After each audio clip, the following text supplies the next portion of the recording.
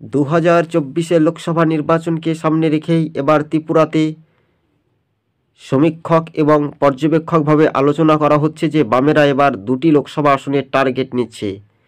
আমরা দেখেছিলাম যে 23-এর বিধানসভা নির্বাচনে বিরোধী ভোট ভাগাভাগিতে বিজেপি ক্ষমতায় আসে।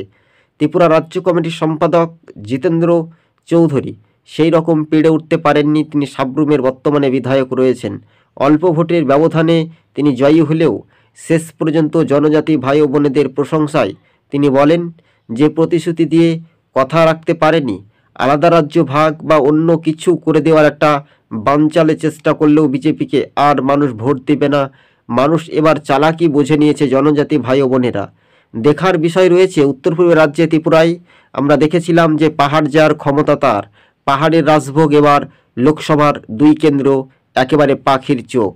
পূর্ব ত্রিপুরা লোকসভা আসন বিজেপির দখলে, সেইটি টার্গেট নিচ্ছে এবার বামেরা। প্রাক্তন মুখ্যমন্ত্রী মানিক সরকার সহ ত্রিপুরা রাজ্যের জনজাতি ভাই ও বোনেদের একটাই অভিযোগ, অবাধ শান্তি সুষ্ঠু পরিবেশে মানুষকে ভোট দিতে হবে। জাতীয় নির্বাচন কমিশন যাতে সুরক্ষিত দিতে পারে। আর মাত্র 76 দিনের মাথায় ভোট রয়েছে হাতে। মাত্র 76 দিনের পর যে লোকসভা নির্বাচন উত্তর পূর্ব রাজ্যে ত্রিপুরাতে বামেরা ভালো ফলাফল করবে বলে এমনটাই আশঙ্কা বা আশ্বাস দিয়ে ত্রিপুরা রাজ্য কমিটির সম্পাদক জিতেন্দ্র চৌধুরী তিনি বলেছেন। ত্রিপুরাতে বিজেপির যে ঘরে ঘরে সুশাসন বলে কুশাসন চলছে, এই নিয়েও মানুষকে বাড়ি বাড়ি ডোর টু ডোর বোঝানোর চেষ্টা করছে বামপন্থীরা।